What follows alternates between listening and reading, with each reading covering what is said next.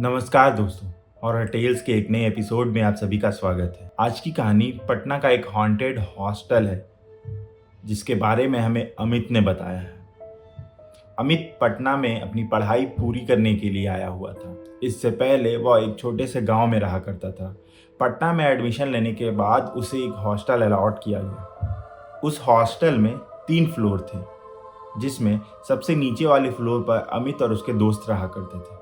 Second floor पर उनसे senior बच्चे रहा करते थे और थर्ड फ्लोर पर फाइनल ईयर के बच्चे। अमित अभी इस कॉलेज में नया था, तो उसे फर्स्ट फ्लोर पे एक कमरा मिलता है। उसके साथ उसका रूममेट भी होता है। एक रात अमित अपनी पढ़ाई पूरी करके रात के तकरीबन 2:30 बजे वॉशरूम की ओर जा रहा था। वॉशरूम जाते समय उसे रास्ते में ऐसा लगता है कि मानो कोई बूढ़ी औरत बाथरूम के बगल में खड़ी होकर रो रही है। उसे बस आवाज़ आती है और ऐसा एहसास होता है कि वह औरत सफ़ेद साड़ी पहने हुए है, या फिर यूं कह सकते हैं कि वह औरत उसे पूरी तरीके से अभी तक नहीं दिखी थी। जिसके बाद वह काफ़ी चौकन्ना हो गया। वह तुरंत वॉशरूम गया और वापस आने के बाद अपने कमरे में चुपचाप चला गया। उसने सोचा कि मैं सुबह उठकर यह सबको बताऊंगा। सुबह कॉलेज जाने के टाइम पर यह बात उसने अपने दोस्तों से शेयर की, लेकिन दोस्तों ने उसकी इन सब बातों को बड़े हल्के में लिया और उसका मजाक बना दिया। यह मजाक उन सभी दोस्तों को कितना भारी पड़ने वाला था, यह कोई नहीं जानता था। अमित अपने पढ़ाई में फिर से व्यस्त हो चुका था, लेकिन एग्जाम्स के समय एक बार फिर से उसे इस बूढ़ी औरत का एहसास होता है। एक रात जब वह रात में जग कर अपने एग्जाम्स की तैयारी कर रहा था, तो उसे ऐसा लगा कि उसके गेट के बाहर कोई नाखून से उसके गेट को खरोंच रहा है। वह पहले तो इस आवाज़ को इग्नोर करता है, लेकिन बाद में यह आवाज़ तेज होती जाती है। अमित घबरा कर अपने रूममेट को जगाता है।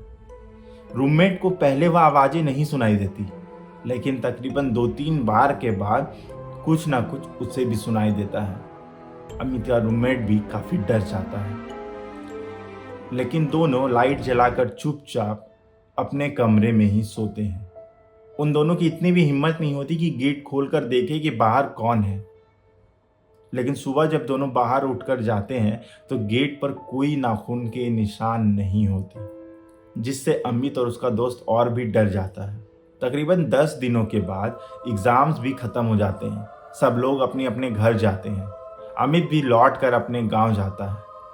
अपने गांव जाने के बाद अमित अपनी माँ से यह सारी बातें बताता है कि उसे पहले बाथरूम के पास किसी बूढ़ी महिला जैसी आकृति दिखाई दी और बाद में उसके हॉस्टल के कमरे में उसके गेट पर नाखून से कुरेदने की भी आवाज़ आई। अमित की माँ उसे समझाती है और कहती है कि कल सुबह नहा धोआ कर अपने गुरुजी के पास चले जाना। अमित के गांव के बहुत बड़े तांत्रिक होते हैं वो गुरुजी। वह उनके पास जाता है और अपनी सारी बात बताता है। गुरुजी अमित से कहते हैं कि तुम 3 दिनों के लिए लगातार मेरे पास आना, उसके बाद मैं तुम्हें एक ताबीज़ दूंगा। अमित 3 दिनों तक लगातार वहां जाता है और आखिरी दिन बाबा उसे एक ताबीज़ देते हैं और कहते हैं कि इसे हमेशा अपने गले में बांध कर रखना, इससे तुम्हें कभी भी कोई परेशानी नहीं होगी। अमित ठीक वैसा ही करता है और कुछ समय के बाद छुट्टियां ख़त्म होती हैं और वापस सब लोग हॉस्टल आते हैं। सभी का रियूनियन होता है, सभी मिलते हैं, मस्ती करते हैं। और अब जो होने वाला था यह हॉस्टल के सभी लड़कों के लिए बहुत डरावना था, क्योंकि वह बूढ़ी औरत अब सिर्फ अमित को ही नहीं, धीरे धीरे करके फर्स्ट फ्लोर के सभी बच्चों को भी दिख रही थी। इन सब के बीच एक दिन अभिषेक अमित से मिलने आता है। अभिषेक अमित से पूछता है कि तुमने उस बूढ़ी औरत को देखा था ना? अमित हाँ कहता है, लेकिन अभिषेक उससे कहता है कि वह बूढ़ी औरत अब बदतमीजी करने लगी है। पहले वह मुझसे बहुत प्यार से बात करती थी। यह सुनकर अमित अजीब से सकपका सा जाता है, क्योंकि वह कुछ समझ नहीं पाता कि इस बात का वह उसे रिप्लाई क्या दे। अमित उसकी बातों को इग्नोर करता है और वहाँ से चला जाता है, लेकिन अभिषेक उसे पीछे से आवाज़ देता है। वह उसे वापस बुलाता है और कहता है कि सुनो, आज रात को फ्री हो क्या? मेरे कमरे में आना, हम लोग उस बूढ़ी औरत से बात करेंगे। अमित को कुछ समझ नहीं आता तो वह उससे पूछता है कि क्या? तब अभिषेक उसे बताता है कि उसने ऑनलाइन वीडियोस देखकर आत्मा बुलाने की तकनीक सीखी है। जिसके बाद अमित उस पर आग बबूला हो जाता है, क्योंकि अमित को पता चल चुका था कि यह सब चीज़ों का कारण वो अभिषेक है। अभिषेक के कारण ही वह आत्मा हॉस्टल में आई है और बच्चों को परेशान कर रही है।